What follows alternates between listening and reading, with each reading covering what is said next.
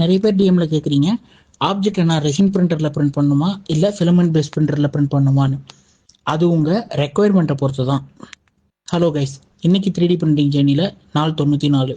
உங்களுக்கு நீங்கள் பிரிண்ட் பண்ண வேண்டிய ஆப்ஜெக்ட் நல்ல ஃபைன் டீட்டெயில்ஸாக வரணும் அப்படின்னா நீங்கள் ரெசின் பிரிண்டருக்கு போகலாம். அதே மாதிரி ரொம்ப சின்ன ஆப்ஜெக்டாக தான் இருக்குது அப்படின்னாலும் நம்ம ரெசின் பிரிண்டரை யூஸ் பண்ணி பிரிண்ட் பண்ணலாம். ஏன்னா ஃபிலமெண்ட் பேஸ் பிரிண்டரால் ஃபைன் டீட்டெயில்ஸையோ இல்லை அந்த அளவுக்கு சின்ன ஆப்ஜெக்டையோ கரெக்டாக பிரிண்ட் பண்ண முடியாது. ஆனால் போஸ்ட் ப்ராசஸிங்கை கம்பேர் பண்ணும்போது ஃபிலமெண்ட் பேஸ்ட் பிரிண்டர் உங்களுக்கு யூசர் ஃப்ரெண்ட்லியாக இருக்கும் ரெசின் பிரிண்டரை கம்பேர் பண்ணும்போது. அதே காஸ்ட் வைஸாக கம்பேர் பண்ணோம்னா ஃபிலமெண்ட் பேஸ்ட் பிரிண்டர் உங்களுக்கு கம்மியாக இருக்கும்.